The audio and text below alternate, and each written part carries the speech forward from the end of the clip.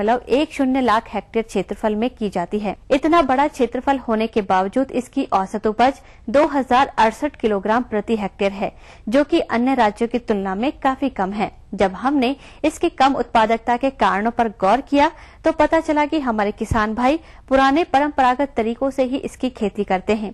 वे ना तो बीज किस्म, बीजोपचार एवं बुआई विधि पर ध्यान देते हैं और न ही अन्य फसल प्रबंधनों पर, जिस कारण फसल कमजोर होने से शीघ्र ही विभिन्न कीट एवं रोग व्याधियों की चपेट में आ जाती है और हमारे किसान भाइयों के द्वारा जानकारी के अभाव में समुचित प्रबंधन नहीं होने से आशानुरूप उपज नहीं मिल पाती है और उन्हें नुकसान उठाना पड़ता है। वर्तमान में मक्के की बुआई का उपयुक्त समय चल रहा है और इससे अधिक उत्पादन लेने के लिए आवश्यक है कि इसके विभिन्न वैज्ञानिक पहलुओं को ध्यान में रखकर ही इसकी खेती की जाए। लेकिन अब प्रश्न यह उठता है कि आखिर कौन कौन से हैं वैज्ञानिक पहलू। तो आइए इस संबंध में विस्तृत जानकारी के लिए देखते हैं कार्यक्रम की विशेष प्रस्तुति। किसान भाइयों, जायद में मक्के की खेती भुट्टे एवं चारे दोनों के लिए की जाती है। जहाँ तक इसकी खेती के लिए भूमि के चुनाव की बात है तो मक्के की खेती के लिए पर्याप्त जीवाश्म वाली दोमट मिट्टी अच्छी होती है। भली भांति समतल एवं अच्छी जल धारण क्षमता वाली भूमि मक्का की खेती के लिए उपयुक्त होती है। भूमि के चुनाव कर लेने के बाद आती है भूमि की तैयारी की। तो किसान भाइयों, पलेवा करने के बाद मिट्टी पलटने वाले हल से 10 से 12 सेंटीमीटर गहरी एक जुताई तथा उसके बाद कल्टीवेटर या देसी हल से 2-3 जुताइयां करके पाटा लगाकर खेत की तैयारी कर लेनी चाहिए। इसके बाद बात आती है किस्मों के चयन पर। इसके लिए संकुल किस्मों के अंतर्गत नवीन, श्वेता, आजाद, उत्तम, नवजोत, कंचन, D765, सूर्या, गौरव। संकर किस्मों के अंतर्गत गंगा 11, हरे भुट्टे के लिए गंगा 2, प्रकाश, बेबी कॉर्न के लिए DH 3459, पूषा अगेती संकर, मक्का 2, मीठी मक्का, माधुरी। इसके लिए बीज दर होगी 18 से 20 किलोग्राम प्रति हेक्टेयर। बीज को 2.5 ग्राम थीरम या पारायुक्त रसायन से प्रति किलोग्राम बीज की दर से उपचारित कर बुआई करें। अब आइए चर्चा करते हैं उर्वरक प्रबंधन पर। उर्वरकों का प्रयोग मृदा परीक्षण से प्राप्त संस्तुतियों के आधार पर करें। यदि किसी कारणवश मृदा परीक्षण न करा पाए हो तो संकर एवं संकुल प्रजातियों के लिए 80:40:40 तथा देसी प्रजातियों के लिए 60:30:30 किलोग्राम नाइट्रोजन, फास्फोरस तथा पोटाश प्रति हेक्टेयर की दर से प्रयोग करना चाहिए। जिस मिट्टी में जिंक तत्व की कमी होती है, इस कमी को दूर करने के लिए 20 ग्राम जिंक सल्फेट प्रति हेक्टेयर की दर से अंतिम जुताई के साथ मिट्टी में मिला दें। भुट्टे के लिए नाइट्रोजन की आधी और फास्फोरस तथा पोटाश की पूरी मात्रा बुआई के समय दे देनी चाहिए। नाइट्रोजन की बची हुई मात्रा बुआई के 30 दिन बाद देना चाहिए। बुआई की विधि के अंतर्गत मक्के की बुआई हल्के पीछे लाइनों में करें। देसी प्रजातियों के लिए 45 सेंटीमीटर की दूरी पर तथा संकर व संकुल प्रजातियों की बुआई 60 सेंटीमीटर की दूरी पर करनी चाहिए। पौधे से पौधे की दूरी 20 से 25 सेंटीमीटर रखनी चाहिए। अब आइए चर्चा करते हैं सिंचाई प्रबंधन पर। जायद में मक्का की फसल को 6 से 8 सिंचाइयों की आवश्यकता होती है। 10 से 12 दिनों के अंतराल पर सिंचाई करते रहना चाहिए। टीरा निकलते समय खेत में पर्याप्त नमी होनी चाहिए। जहाँ तक किसान भाइयों खरपतवार नियंत्रण की बात है तो मक्के की फसल की प्रारंभिक अवस्था में एट्राजिन रसायन का प्रयोग करके भी खरपतवारों का सफलतापूर्वक नियंत्रण किया जा सकता है। इसके लिए 1.5 किलोग्राम एट्राजिन 50% WP को 800 लीटर पानी में घोलकर बुआई के दूसरे या तीसरे दिन अंकुरन से पूर्व प्रयोग करने से खरपतवार नष्ट हो जाते हैं। इस प्रकार किसान भाइयों बताई गई बातों को ध्यान में रखकर अगर आप वैज्ञानिक पद्धति से जायद मक्का की खेती करते हैं तो मक्का से आपको आने वाले समय में अच्छा उत्पादन प्राप्त होगा।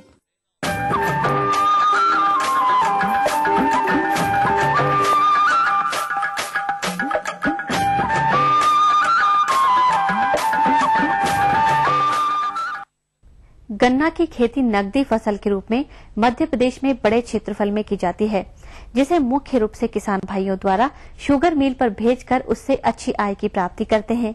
वहीं कुछ किसान भाई गन्ने का गुड़ बनाकर लाभ कमाते हैं। अतः जो किसान भाई इस समय गन्ने की कटाई करके गुड़ बनाने वाले हैं, गुड़ बनाने की तकनीकी बिंदुओं को ध्यान में रखकर ही गुड़ बनाएं, क्योंकि प्राय गुड़ बनाने की प्रक्रिया में खामियों से उनके गुड़ की गुणवत्ता, रंग तथा भंडारण क्षमता कम होने के फलस्वरूप उनको उचित लाभ नहीं मिल पाता है। अब अगर उन प्रमुख खामियों की बात करें तो उसमें प्रमुख रूप से गुड़ हेतु गन्ने की सही अवस्था और सही तरीके से कटाई एवं सफाई न करना, पेराई के उपरांत रस को किस प्रकार से गर्म किया जाए, कितनी देर तक किस तापक्रम पर रखा जाना चाहिए, गुड़ बनाने की अवस्था की पहचान क्या है आदि कई बातों की जानकारी नहीं होती है, जिसके फलस्वरूप उनके गुड़ की बाजार में अच्छी मांग एवं अच्छी आमदनी नहीं प्राप्त होती है। अतः किसान भाइयों, गुणवत्ता एवं सही आकार के गुड़ का निर्माण किस प्रकार करें जिससे कि बाजार में अच्छी मांग के साथ साथ उपभोक्ता पर कोई विपरीत प्रभाव न पड़े। इस विषय पर आपको संपूर्ण जानकारी दे रहे हैं एक प्रगतिशील किसान राम रतन प्रजापति। यहाँ के जो है शुगर मिल हमारे क्षेत्र में नहीं है, तो शुगर मिल न होने से जो है किसानों के सामने बस अब ये एक विकल्प निकलता है कि इसको गुड़ बनाया जाए। हाँ, ये गन्ने की जो वैरायटी है ना, गन्ने की वैरायटी 1148 है और इसमें जो है गुड़ थोड़ा ठीक ठाक बनता है। पहली बात तो खेत में कटाई करते हैं, गन्ने को धारदार हथियार से जो है जमीन की सतह से काटते हैं। इसके बाद उसकी छिलाई करके उसका छिलका जो पत्ते होते हैं उसको अलग कर देते हैं। इसके बाद पेराई मशीन में लगा है तो उसमें पेर दिया चला करके इंजन पेराई करके उसको फिर कपड़े से छान देते हैं, तो इसका जो कचरा होता है वो कपड़े में रह गया। इसके बाद इसको हम तेजी से गर्म करते हैं। गन्ने के रस को 25 मिनट तक 85 डिग्री सेंटीग्रेड तापमान पर गर्म करना चाहिए। तत्पश्चात 1000 लीटर गन्ने के रस की गंदगी एवं अशुद्धता निकालने हेतु 2 किलो रान या भिंडी या फालसा के रस को कढ़ाई में सफाई हेतु डालना चाहिए। अभी इसमें बीच में ये निकलता है जो इसका मैल कहते हैं, काटते हैं, इसको निकाल करके हम इसमें डाल दिया, जो इसका और कचरा निकला बिल्कुल साफ हो गया जब सीरा। इसके बाद जब गन्ने का रस 40 मिनट की अवस्था पर यानी गन्ने के रस का तापमान 97 डिग्री सेल्सियस हो तो उस समय 250 ग्राम चूना का प्रयोग करना चाहिए, जिससे गुड़ का पीएच मान 5.5 से 6.5 आ जाता है। इससे गुड़ के अच्छे रंग के साथ साथ भंडारण की क्षमता अधिक रहती है। जब गुड़ के रस का तापमान 98 डिग्री तथा 70 मिनट की अवस्था पर इसी तापमान पर हो तो गुड़ की पूरी शुद्धता एवं आकर्षक रंग हेतु 35 ग्राम हाइड्रस पाउडर डालना चाहिए। इसके उपरांत गन्ने के रस के तापमान में बढ़ोतरी की जानी चाहिए, जिससे कि नीचे की तह में गुड़ का रस जलने न पावे एवं उसकी कठोरता हेतु उसमें अरंडी या मूंगफली 200 मिलीलीटर तेल डालना चाहिए तथा गन्ने के रस को 2 घंटा 58 मिनट की अवस्था भाप के रूप में उड़ाते रहना चाहिए, जब तक कि गन्ने के रस का तापमान 118 से 120 डिग्री सेल्सियस तक न पहुंच जाए। इसके उपरांत गुड़ पकने की जांच हेतु लकड़ी के हत्थे से गन्ने के रस को उठाना चाहिए तथा उसे नीचे की तरफ गिराना चाहिए। यदि गिराते वक्त रस की धार टूट जाए या चट चट की आवाज आए तो समझना चाहिए कि गुड़ पक गया है। इसके 2 मिनट बाद तापमान को 96 डिग्री सेल्सियस पर कर गन्ने के रस से बने राब को लकड़ी के हत्थे से चलाते रहते हैं। फिर 5 से 6 मिनट दोबारा गर्म राब को चलाना चाहिए तथा 91 से 92 डिग्री सेंटीग्रेड तापमान पर गर्म राब को इकट्ठा करना चाहिए। इसके उपरांत 85 डिग्री सेंटीग्रेड तापमान पर उसको जिस आकार का बनाना चाहते हैं उस आकार का बना सकते हैं। गन्ने के रस को आग पर चढ़ाने से लेकर गुड़ बनाने तक प्रक्रिया में लगभग 4 घंटे का समय लगता है। गुड़ अब बनने लायक बन गया, फिर हम उसको उतार लेते हैं भट्टी से उतार करके फिर हम ये जो वो बनाते हैं, इनके साइज के सांचे टाइप में बनाते हैं, जमीन में गड्ढे बना करके ये सांचा जैसा बन जाता है। पहले हमने उसमें साफ करके साफ कपड़े बिछा देते हैं, उसमें इसको डाल दिया। डालने के बाद ये ठंडा हो गया, गड्ढों में वही 2-2.5 घंटे में ये जो है ठंडे हो जाते हैं। फिर हम लोग इसको निकाल करके भंडार गृह में जो है पहुंचा देते हैं। और इसमें ये जो हमारे यहाँ गुड़ बनता है ये छोटे में नहीं बनाते, हम बड़े साइज में बनाते हैं उसको। ये जो अभी हमने विधि बताई ये एक अच्छी सरल विधि है, इसमें किसान को बनाने में कोई ज्यादा दिक्कत नहीं होती है। कार्यक्रम में अभी बाकी हैं कुछ और रोचक जानकारियां, लेकिन उससे पहले लेते हैं एक छोटा सा विराम।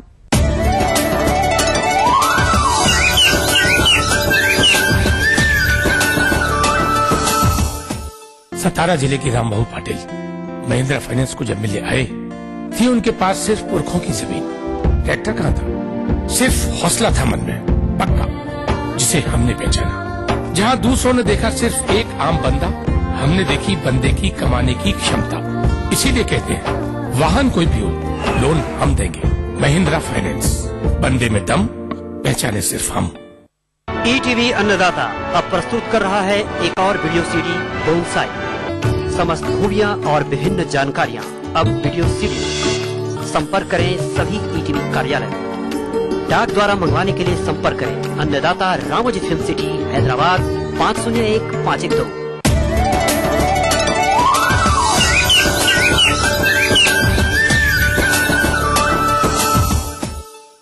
विराम के बाद अन्नदाता कार्यक्रम में आप सभी का पुनः स्वागत है।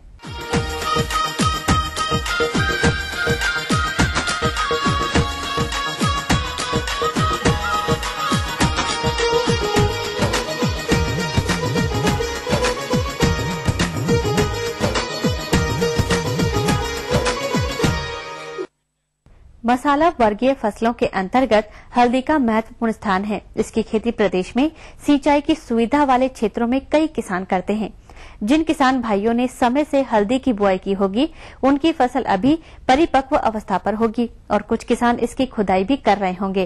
परंतु प्राय यह देखा गया है कि कुछ किसान खुदाई के समय बरती जाने वाली सावधानियों की अनदेखी करते हैं या उन्हें जानकारी नहीं होती है, जैसे कि परिपक्वता की सही पहचान नहीं कर पाते हैं, खुदाई का सही तरीका नहीं अपना पाते हैं, खुदाई के बाद कंदों की सफाई, उबालने का सही तरीका, सुखाना आदि सही नहीं कर पाते हैं, जिससे कंदों की गुणवत्ता खराब हो जाती है या वे भंडारण योग्य नहीं रहते हैं। अतः किसान भाइयों, हल्दी की खुदाई से पूर्व व पश्चात कौन कौन सी महत्वपूर्ण बातों को ध्यान में रखेंगे, इसकी जानकारी के लिए देखिए कार्यक्रम की इस प्रस्तुति को। सामान्य तौर पर हल्दी की विभिन्न किस्मों से 6 से 9 महीने का समय परिपक्व अवधि का होता है। अतः फसल की बुआई के 240 दिनों के पश्चात पत्तियों को काट देना चाहिए। साथ ही पत्तियों की कटाई से 15 दिन पूर्व सिंचाई बंद कर देनी चाहिए। हमारे प्रदेश में हल्दी की खुदाई श्रमिकों द्वारा की जाती है, किंतु कुदाल अथवा फावड़े द्वारा खुदाई करने पर कंदों के कटने और बर्बाद होने की संभावना बनी रहती है। अगर हम पारंपरिक पद्धति से श्रमिकों द्वारा 1 एकड़ खेत की खुदाई करते हैं तो हमें प्रति एकड़ 7,500 रुपये का खर्च आता है। साथ ही खुदाई से लेकर साफ सफाई तक 3 दिनों का समय लग जाता है। परंतु अगर हम ट्रैक्टर चलित यंत्र द्वारा 1 एकड़ खेत की खुदाई करते हैं तो प्रति एकड़ 3,500 रुपये का खर्च आता है। साथ ही मात्र 3.5 घंटे में खुदाई प्रक्रिया संपन्न कर ली जाती है। किसान भाइयों, खुदाई के बाद मात्र कंदों को छांटकर अलग कर लें तथा उनसे जुड़ी अन्य कंदों को अलग कर छांट लें, जिससे कि मात्र कंद अगले वर्ष हेतु बीज के लिए प्रयोग किए जा सकेंगे। तो हमारे प्रदेश में पारंपरिक विधि द्वारा हल्दी को उबाला जाता है, जिसमें प्रति 1 एकड़ के कंदों को उबालने हेतु 5 से 6 दिनों का समय लग जाता है और कुछ कंदों का पकाव सही होता है और कुछ कच्चा रह जाता है। अतः इन्हीं तथ्यों को ध्यान में रखते हुए महाराष्ट्र के कृषि संशोधन केंद्र कसवेड़ीगरज, जिला सांगली एवं नव शक्ति इंजीनियरिंग MIDC कुपवाड़ ने संयुक्त रूप से वाष्प द्वारा हल्दी पकाने का यंत्र विकसित किया है। इस यंत्र के प्रयोग से प्राप्त हल्दी में पानी का अंश 80 से 90% तक रहता है और कुरकुमीन का प्रमाण की हानि नहीं होती है। इसका कारण यह है कि वाष्प द्वारा पकाए गए हल्दी का संपर्क पानी से सीधे तौर पर नहीं होता है। इस प्रकार के कंदों में चमक एवं रंग अधिक आता है। हल्दी पकाने हेतु 2 कुकर एवं 4 कुकर वाले वाष्प यंत्र उपलब्ध है। 2 कुकर वाले यंत्र की कीमत 2 लाख रुपये और 4 कुकर वाले यंत्र की कीमत 4 लाख रुपये है। यह यंत्र मशाला बोर्ड, मरिकुन्नू, कालीकट, केरला द्वारा मान्यता प्राप्त है। 4 ड्रम वाले कुकर में 2 ड्रम में हल्दी डाल दी जाती है और इस यंत्र द्वारा 1 घंटे में 2 टन हल्दी पकाई की जा सकती है और इस हेतु पूरा खर्च 1500 रुपए का आता है तथा इस यंत्र से 1 दिन में 10 टन हल्दी पकाई जा सकती है। इस यंत्र के पीछे पानी की एक टंकी है और पानी की टंकी के नीचे लकड़ी आदि जलाने की व्यवस्था की गई है और इसके ठीक ऊपर एक आरा वाला पाइप डालकर हीटिंग सरफेस बढ़ा दिया जाता है। वो इसलिए किया जाता है कि पानी जल्दी गर्म हो जाए और वाष्प जल्दी तैयार हो सके। उसके बगल में पानी की टंकी में 2 नल लगाए गए हैं। नीचे वाले नल में पानी का लेवल न्यूनतम तथा ऊपर वाले नल में पानी का लेवल उच्चतम होना चाहिए। टंकी के ऊपर भाप जमा होता है, वो जमा भाप पाइप द्वारा ड्रम में छोड़ी जाती है। पाइप में छोटे छोटे छिद्र किए हुए होते हैं। इसका फायदा यह है कि पूरे ड्रम में भाप घूमती रहती है और एक ही बार में पूरी हल्दी पक जाती है। पानी भरने के पश्चात हल्दी को उबालने में घंटे भर का समय लगता है और पानी उबालने के 20 मिनट बाद एक ड्रम हल्दी पकाकर निकालता है। एक ड्रम में 250 से 300 किलोग्राम गीली हल्दी निकालता है और 1 घंटे में 1 टन हल्दी पकाया जा सकता है। हल्दी उबालते समय इसकी परिपक्वता की पहचान हेतु हल्दी को बीचों बीच तोड़ा जाता है। तोड़ने पर बीच वाला भाग पीला भाग तार जैसा दिखाई देता है तो समझना चाहिए कि हल्दी पूर्ण रूपेण पक चुकी है। साथ ही पकी हुई हल्दी में माचिस की तीली सुगमता पूर्वक घुस जाती है और कच्ची हल्दी में तीली नहीं घुसती है। इस यंत्र के द्वारा 1 एकड़ की हल्दी पकाई जा सकती है। यह यंत्र 24 घंटे तक लगातार चलाया जा सकता है। यंत्र के कोक द्वारा कंदों में पानी की मात्रा कम होती है, इस हेतु HDP पंप द्वारा पानी डाला जा सकता है। एक बार पकने के पश्चात यंत्र के नीचे का ढक्कन को खोलकर ट्रॉली में हल्दी को डाली जाती है। कंदों को सुखाने हेतु फटी पुरानी चादरों, साड़ियों अथवा जूट के बोरे का प्रयोग श्रेष्ठ कर रहता है। इससे कंद चपटे नहीं होते हैं तथा अपने प्राकृतिक गुण गोलाकार लिए हुए होते हैं। कंदों को 3 से 4 दिन सुखाने के बाद इसे प्रोसेसिंग करना चाहिए। 100 किलोग्राम गीली हल्दी से 20 किलोग्राम सूखी हल्दी की प्राप्ति होती है। हल्दी में पॉलिश करना आवश्यक है, ऐसा नहीं करने पर कम बाजार भाव की प्राप्ति होती है। इस हेतु 2 क्विंटल से 15 क्विंटल वाले पॉलिशिंग मशीन उपलब्ध है। 2 क्विंटल हल्दी पॉलिश करने हेतु 25 से 30 मिनट तक का समय लग जाता है। इस षट्कोणीय यंत्र के अंदर लोहे के नोकदार पत्तियां लगी होती है, उसी के साथ हल्दी के घिसने से पॉलिश होती है। या ड्रम के घुमाने पर हल्दी एक के ऊपर एक घिसती रहती है, जिससे पीले रंग में तब्दील हो जाती है। पॉलिश करते समय अंतिम 5 मिनट पहले 1 क्विंटल हल्दी में 2 किलोग्राम हल्दी पाउडर मिला दिया जाता है तो वो और भी गाढ़ा पीला रंग बनने में मदद मिलती है। यह प्रक्रिया अपनाने पर बाजार में अच्छे भाव की प्राप्ति होती है। पॉलिशिंग की प्रक्रिया पूरी हो जाने के पश्चात इसका श्रेणीकरण करते हैं। 2 से 3 सेंटीमीटर की हल्दी को अलग कर ले, इससे बड़ी लंबाई वाली हल्दी को अलग छांट लें तथा इसे छोटी लंबाई वाली हल्दी को अलग कर लें। इस प्रकार श्रेणीकरण की प्रक्रिया पूरी हो जाती है। तत्पश्चात इसे जूट के बोरे में भरें। इस प्रकार आपको अपनी हल्दी की फसल से आशा के अनुरूप आय की प्राप्ति होगी।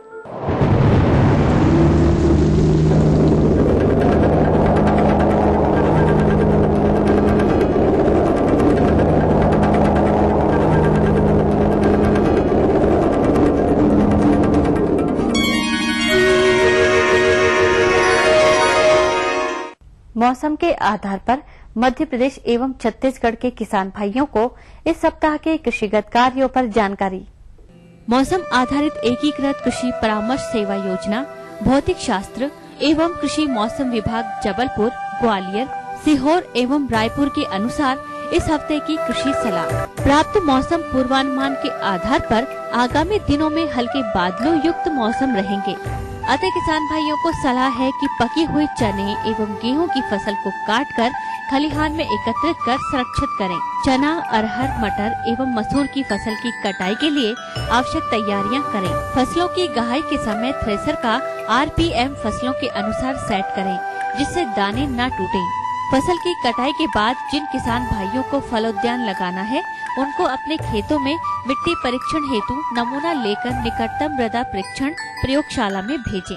किसान भाई गेहूं की फसल में क्रांतिक अवस्था पर आवश्यकता अनुसार सिंचाई प्रबंधन करें। गेहूं में कंडवा रोग से ग्रसित पौधों को उखाड़कर पॉलिथीन में भरकर गड्ढे में जलाकर नष्ट कर दें। ग्रीष्मकालीन मूंग एवं उड़द की शीघ्र बुआई हेतु खेत की तैयारी करें। पिछले दिनों में बादल युक्त मौसम रहने के कारण आम में बौर झड़ने की संभावना है, अतः नेफ्थलीन एसिटिक एसिड के घोल का 100 ppm की दर से छिड़काव करें। पौधों में हल्के नींदाई गुड़ाई कर खाद एवं उर्वरक दें। हॉपर के नियंत्रण के लिए तने के चारों ओर चिपचिपी पट्टी लगाएं। नींबू वर्गीय पौधों में कैंकर, डायबैक व कीटों की रोकथाम के उपाय करें। ग्रीष्मकालीन भिंडी एवं बरबटी की फसल में कीट एवं व्याधियों का निरीक्षण करते रहें। एवं आवश्यकता होने पर अनुशंसित कीटनाशकों का प्रयोग करें। सब्जियों में नाइट्रोजन की मात्रा का प्रयोग कर हल्की गुड़ाई एवं तैयार मटर फसल की तुड़ाई करें। प्याज एवं आलू व लहसुन की तैयार फसलों की खुदाई कर उचित स्थान पर भंडारण करें। बादल युक्त मौसम बने रहने के कारण कद्दू वर्गीय सब्जियों एवं भिंडी में लाल भ्रंग एवं बीटल्स आदि पत्ते कुतरने वाले कीटों के नियंत्रण के लिए मिथाइल पैराथियान या क्विनोल फास्ट पाउडर 15 से 20 किलो प्रति हेक्टेयर के हिसाब से छिड़काव करें। सब्जियों के खेतों का निरीक्षण करें एवं कीट प्रकोप होने पर आवश्यकता अनुसार मेलाथियान 2 मिलीलीटर दवा प्रति लीटर पानी में घोल बनाकर छिड़काव खुले मौसम में करें। आगामी दिनों में तापमान बढ़ने की संभावना है, अतः अपने पशुओं को छायादार सुरक्षित स्थानों पर रखें तथा बीमारियों से बचाव हेतु समय समय पर पशुओं का निरीक्षण करते रहें। दुग्ध उत्पादन बढ़ाने हेतु साबुदाना, हरे एवं शुष्क चारे के मिश्रण के साथ खिलाएं। इनके आहार में पर्याप्त मात्रा में प्रोटीन, कार्बोहाइड्रेट, वसा, विटामिन, खनिज लवण एवं एंटीबायोटिक का समावेश करें। पिछले दिनों में बादल युक्त मौसम रहने के कारण खुरपका, मुहपका एवं एक टंगिया रोग के फैलने के आसार हैं। बीमारी का टीकाकरण पशु चिकित्सक की सलाह से करवाएं। खाली पड़े हुए खेतों में पशुओं के लिए हरे चारे की मई, जून एवं जुलाई माह में उपलब्धता हेतु शीघ्र जुताई कर ज्वार चरी की बुआई करें। मुर्गियों में होने वाली बीमारियों की रोकथाम के उपाय करें।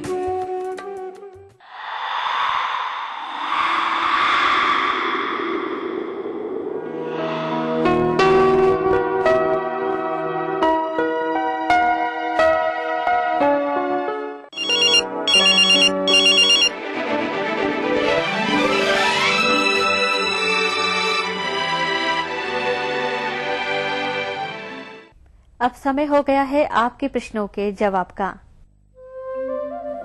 निशुल्क फोन संपर्क सेवा के माध्यम से पूछे गए प्रश्नों में से कार्यक्रम में आज हमने जिस प्रश्न को शामिल किया है उसे पूछा है ग्राम नैनी, जिला कटनी के कृषक राधेश्याम यादव ने।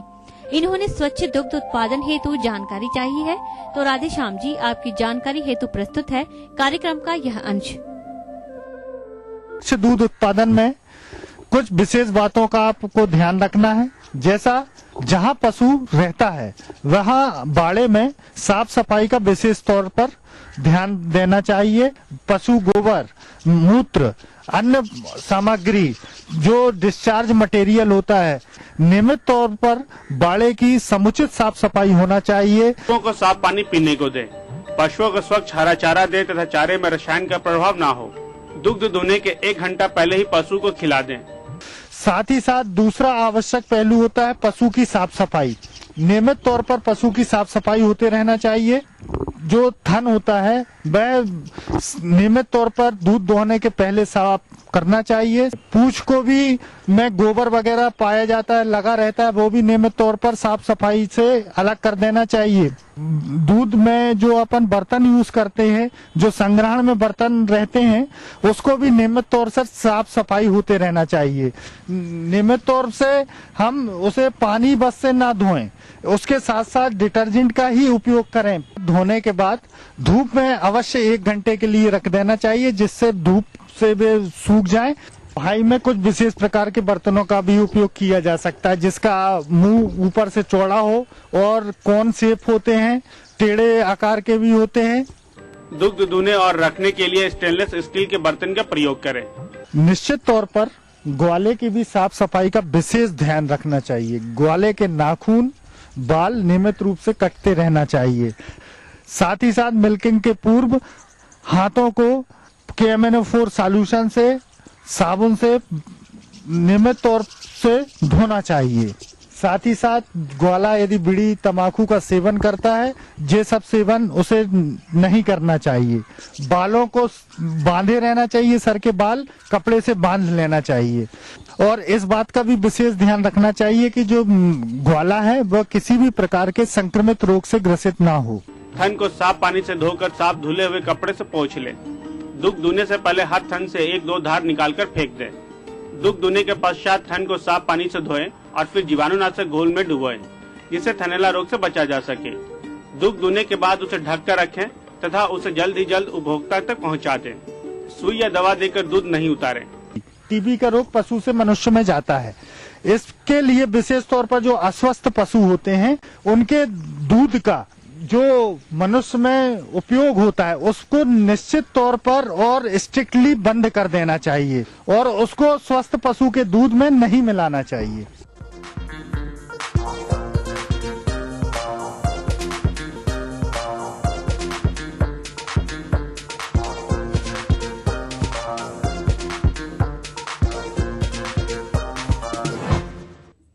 आइए जानते हैं राज्य की विभिन्न मंडियों के भाव।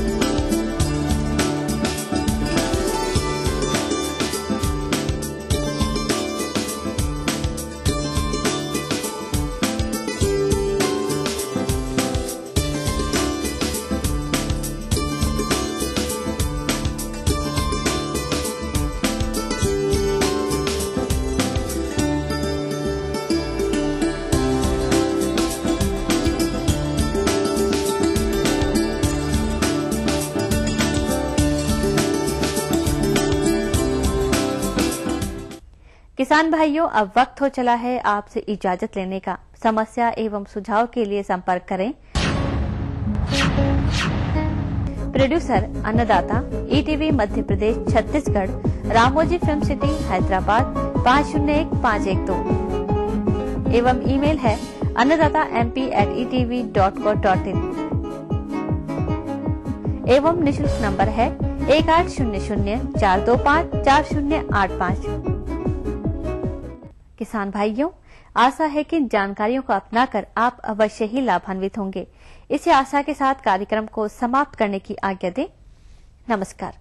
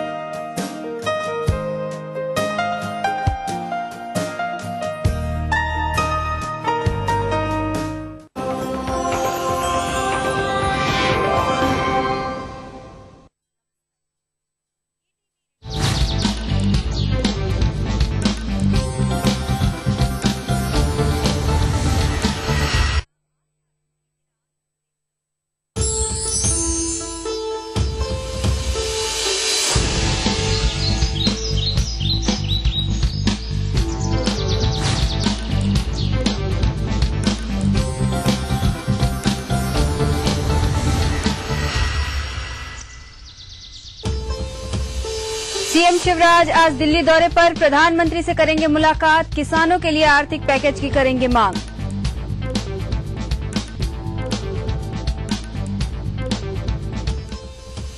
भोपाल में अस्पताल जाकर राज्यपाल से मिले पीसीसी अध्यक्ष कांतिलाल भूरिया, उनके स्वास्थ्य की ली जानकारी।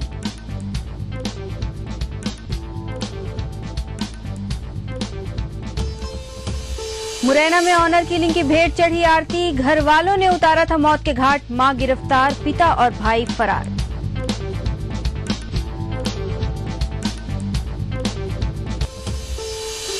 प्रदेश में बेखौफ हुए दरिंदे, दतिया शिवपुरी के बाद रतलाम में आदिवासी बालिका से दुष्कर्म, आरोपी गिरफ्तार।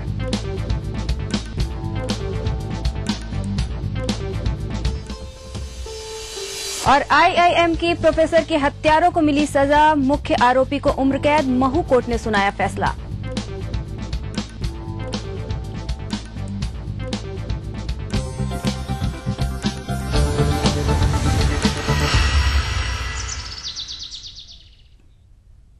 नमस्कार, मैं हूं अनामिका। सुप्रभात मध्य प्रदेश के इस बुलेटिन में आपका स्वागत है। बुलेटिन में सबसे पहले बात करेंगे मुख्यमंत्री शिवराज सिंह चौहान के दिल्ली दौरे की। मुख्यमंत्री शिवराज सिंह बुधवार को विदिशा के चितोरिया गांव पहुंचे थे और ओला प्रभावित किसानों से मुलाकात कर उन्हें हर संभव मदद देने का भरोसा दिया था। आपको बता दें कि शिवराज सिंह आज दिल्ली में प्रधानमंत्री मनमोहन सिंह से मुलाकात करेंगे और प्रदेश के किसानों के लिए सहायता पैकेज की मांग करेंगे। सीएम ने राष्ट्रीय फसल बीमा योजना को निरर्थक करार देते हुए कहा कि वे केंद्र सरकार से नई राष्ट्रीय फसल बीमा योजना बनाने के प्रयास की बात करेंगे। राज्य सरकार के आकलन के अनुसार प्रदेश के 31 जिलों में करीब 2.5 लाख किसानों की फसलें प्रभावित हुई हैं और 894 करोड़ रुपए के नुकसान का आकलन भी किया गया है।